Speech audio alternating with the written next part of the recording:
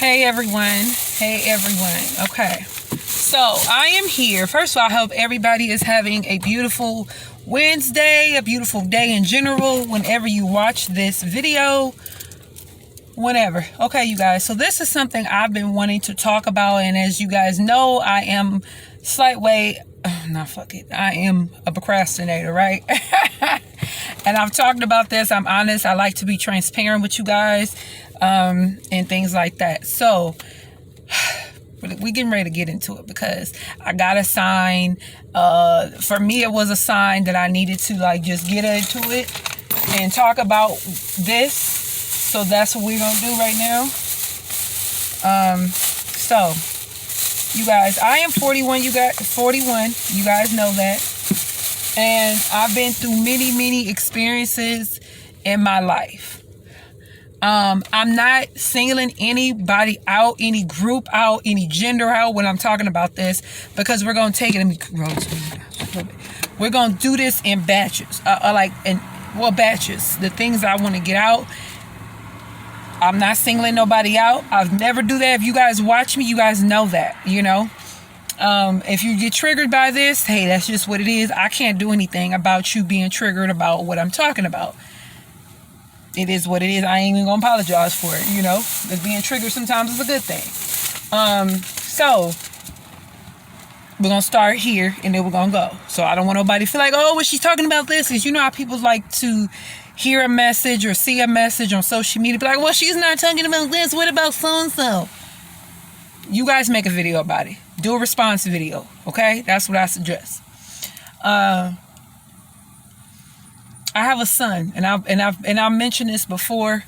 I have an 8-year-old son. You guys know he's pretty much with me all the time. That is my baby. I am his primary parent. Period. That's just what it is. I ain't bitter. I ain't got nothing to do with this. I am his primary parent.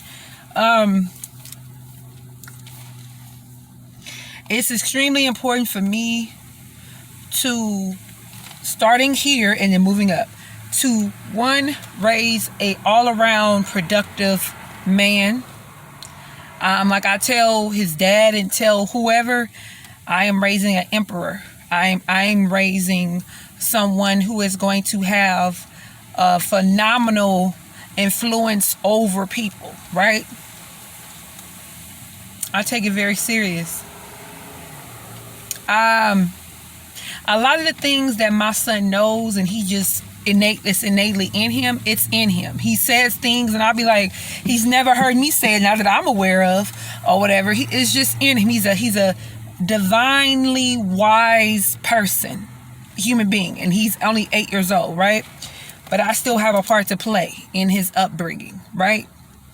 So being conscious of what I do, what I say, how I speak, how I move, everything. It never has been this crystal clear to me as a parent, the influence that I have over my son. It was not this, I gotta fix that. I wasn't this enlightened when I had my daughter. I wasn't. Unfortunately, I wasn't, I am now. Do I do everything perfect from day to day? Fuck no. Hell no. Me having to eat better, take care of my physical health, my emotional, my spiritual, whatever, as a mother, as a healer, as a woman, whatever, is I have to be conscious of that. And I'm not just whatever I do is not just affecting me. He's watching me. He's watching me, and he be on me. If I'm about to eat something I got no business eating, he'd be like, Mom, I don't think you should eat that. Mom, I don't think you should do that. Mom, I don't think you should talk to this person. Mom, they're not good. This and that. He's, like I said, he's just wise. And ego, sometimes from time to time, be like, oh, man, whatever, mommy's okay or whatever. And eating things that I know is not good for me because of the health things that I'm still healing myself through. All of that to say, where are you going with this, Kim Indigo? I'm saying that it is imperative that we are consciousness is not just, consciousness is a whole everything. It's not a lifestyle, it's a way of being. Consciousness is not just in the way that the world operates, and we're politically conscious, and we're spiritually conscious, and we're financially conscious. It's about being conscious within. It starts from within, right? So you having to be conscious about the choices, the decisions, the examples that we have, that our children are going to either benefit from or suffer because. And I'm talking specifically because of sons, because I've been dealing with black men all my life, pretty much. Not all much. My dad is black. My brothers are black. My grandfather was black. Men I've dated were black. I've only dated one non-black person ever in my life.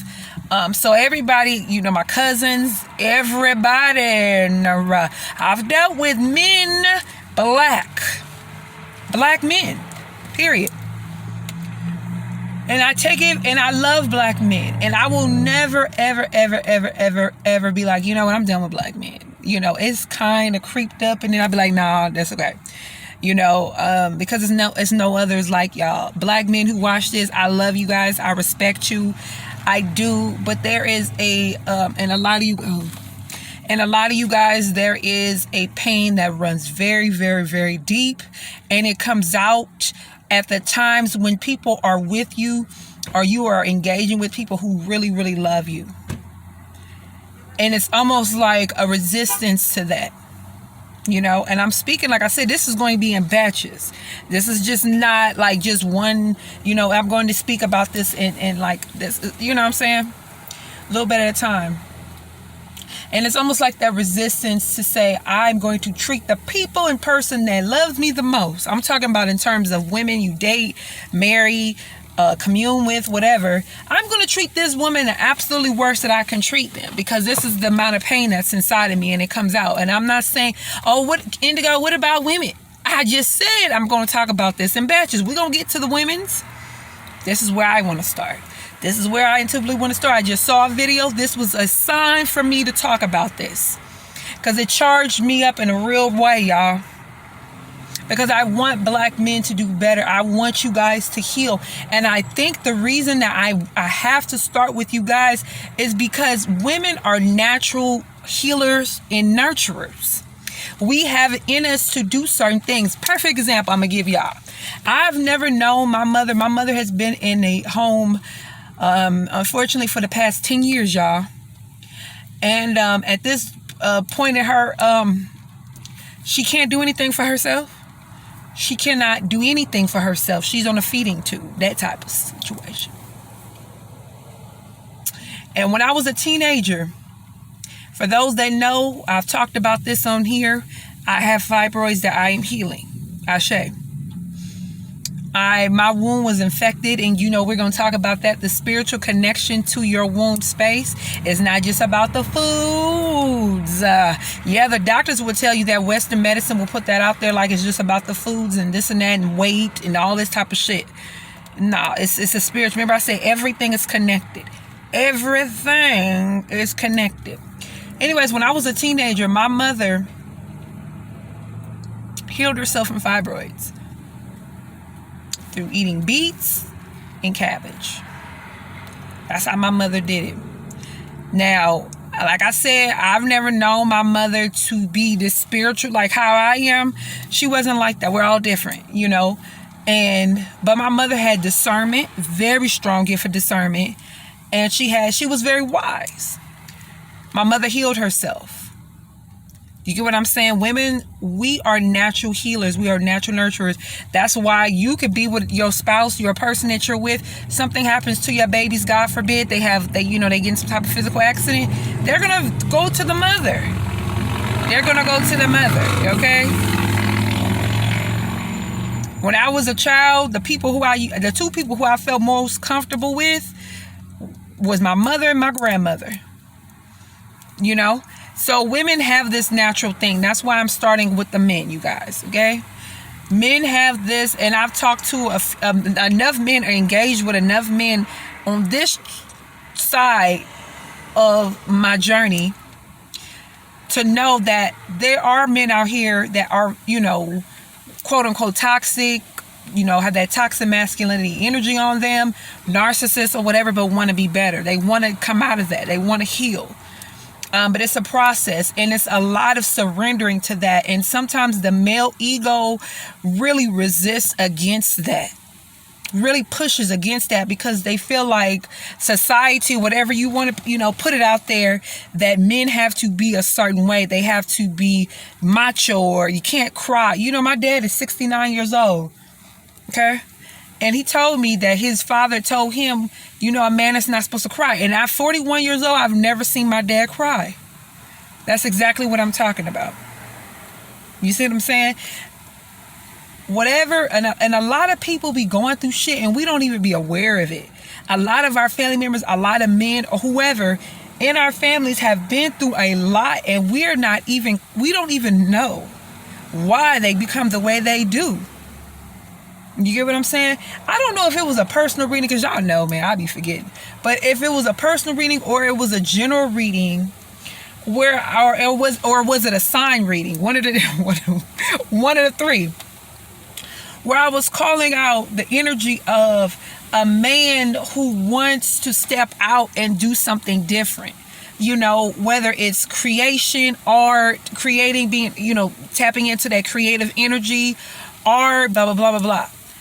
But because of the judgment of their family, society, or whatever it was like basically a fear. It wasn't even necessarily that these people was going to do anything or say anything, but this is just the energy of what they felt, When it comes to your sacral energy, you guys, your sacral chakra right above your root, right? That energy is very right there. It's right there, right? A lot of times when we feel the need to, like, ooh, I'm horny. That's the energy there for you to create. I just want to put that out there to the men and women, just so y'all know. Just because you want to boom, boom, boom, doesn't mean that that's what that's supposed to be. That's the energy for you to take that energy and do something with it. Create something with it. That's what it's telling you to do. Okay? Men, if you are wanting to heal, if you're wanting to be better, if you're realizing that you have mother issues or father issues, you have pain inside of you, your mother was a toxic influence on you, your father wasn't involved, or your father was a toxic influence, then you being aware of that, I commend you 1,000,000% on that. Because a lot of people aren't that aware that they have trauma wounds or abuse wounds based on the influence of loved ones that they were reared and raised around. A lot of people don't have that inner and understanding. You get what I'm saying? So if you have that inner and understanding, that is a major step in the healing process. So don't feel no type of way about that. And also be patient with yourself. If there's anyone that tries to make you feel any way counteractive to you healing, that person is not for you. And it may not be a permanent, like, oh, I got to let this person go permanently. It may just be temporarily till you get to a certain point in your healing. Because I can't think of the word, but healing is constant. It's not like you come to a place and be like, I'm healed. Because there's always going to be situations.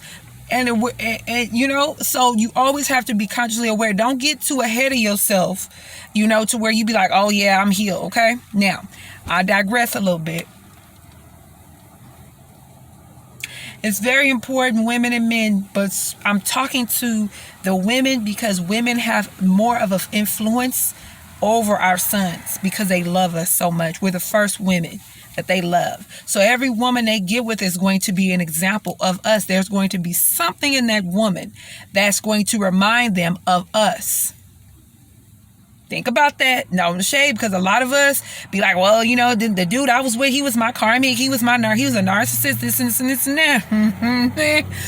Like I said before, a lot of us have narcissistic ways too. Just because you're spiritual and light don't mean that you don't have narcissistic ways. And that's something that came to me a while ago, okay? You have to be aware of that. You have to hold your sons accountable.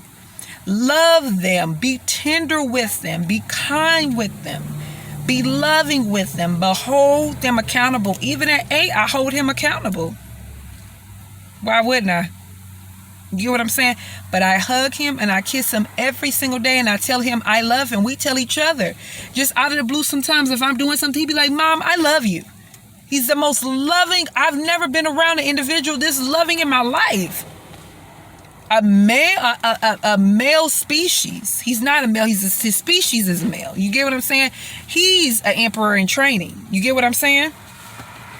But we as mothers, and I'm coming at you, talking to you mothers, if you have sons, we got to do right by them.